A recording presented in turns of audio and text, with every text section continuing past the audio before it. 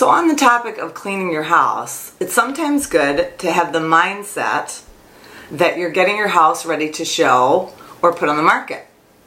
Because then you look at it differently than you would on just a day-to-day pick up and clean.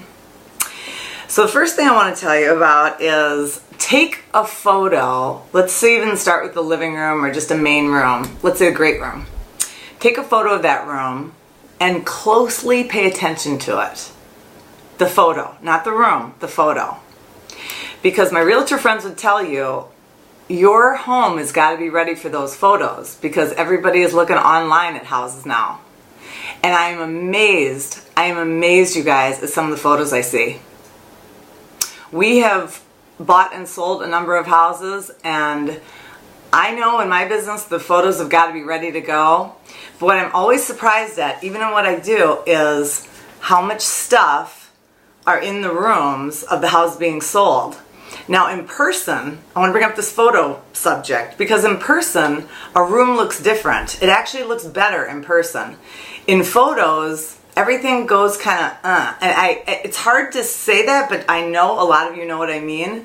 When you see that photo and you go, I swear that room looked better than that.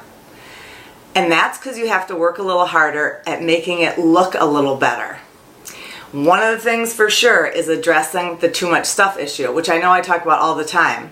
But even if you've got bookcases, for example, in that room, take a number of things off to make them look a little emptier, and that will make the photo look better.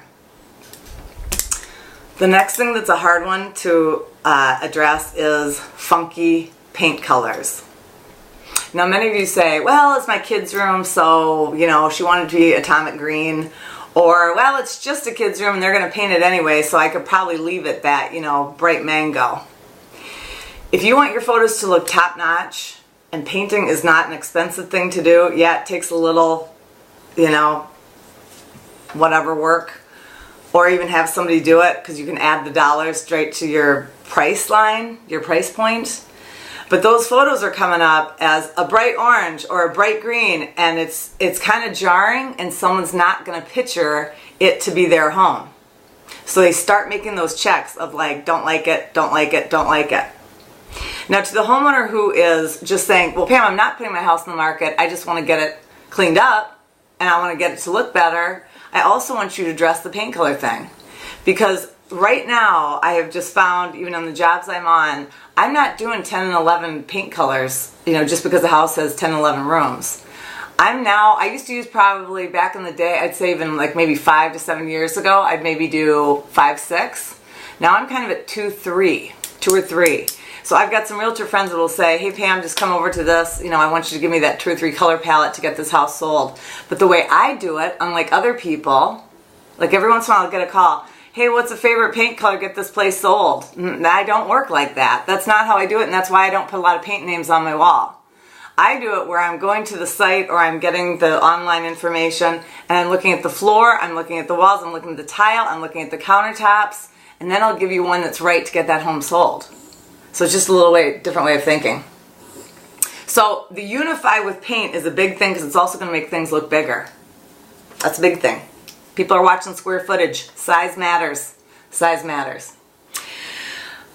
When I hear a homeowner say, you know, I've never really liked that. Yeah, I could fill in the blank. I've never really liked that table. Or I've never really liked the way that bathroom looked. Address that.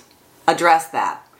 Because we can highlight the things that you want that are good to get sold, and maybe it's your view, or maybe it's your backyard, or maybe it's, you know, the front or the curb appeal, or maybe it's a beautiful great room when you walk in.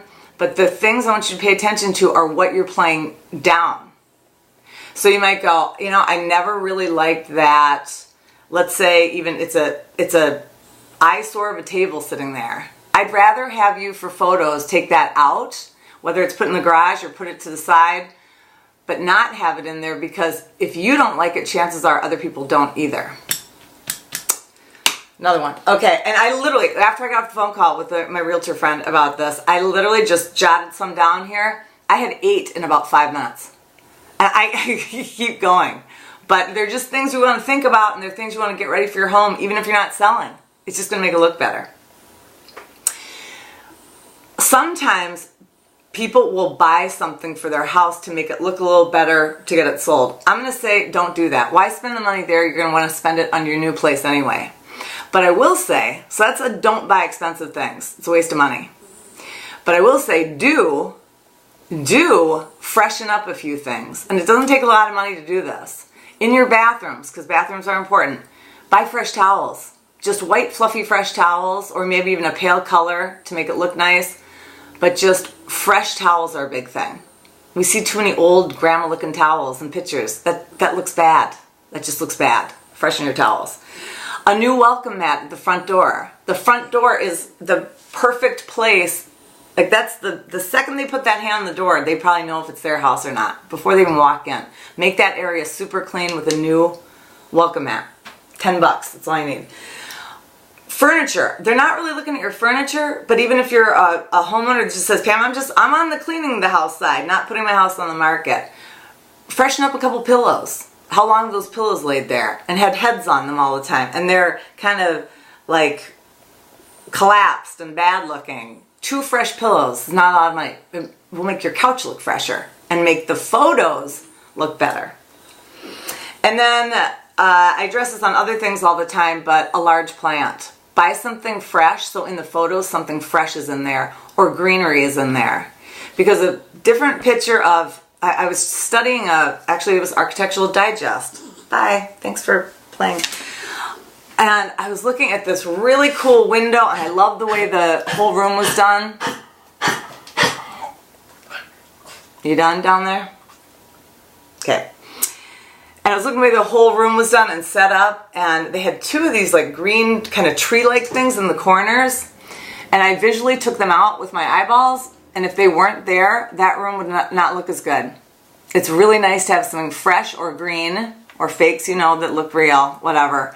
Not dinky, you need them a little bit bigger. Go ahead, even in photos, take that same plant, put it in a different picture. Nobody will know it. Nobody will know it. And lastly, and this is to homeowners, not even about getting your house on the market, but if you are, there seems to be, I could do one whole video on this, but there seems to be a problem with paper clutter in our homes. Whether it's mail, or homework, or schoolwork, or to-do lists, or just little pieces of paper, checks, whatever. There's just always a paperwork issue. At the end of the day, we still get a little local paper around here. There's a newspaper. There's just clutter like that, and it seems to kind of spread all over the place. There's a little piece of this, a little piece of that, a little piece of... So I'm going to show you this, why I set Otis down. What I keep on my refrigerator is one basket that can just hold all that. So you look at it and address it. I have a little desk in a room, in the guest room in there, and I do have one little pile that I can just set there that we both need to address. But that, and that's it. You're just constantly stacking papers and put it in one area, because then you'll deal with it. And in case you're taking photos and you pick up some of that, like, oh, there's a pile of mail there, there's like stuff, paperwork, it looks fussy. So you get it visually clean. I hope that helped today. I'm on a Monday today because I've got a packed day tomorrow, and the big thing I want to tell you about tomorrow, and that hotel job, that motel I'm going to talk about, and I'm going to take some afternoon photos. So have a fantastic Monday. I hope this helps, and realtor friends, hang in there. Maybe let me be the bad guy to share the truth. Talk to you soon.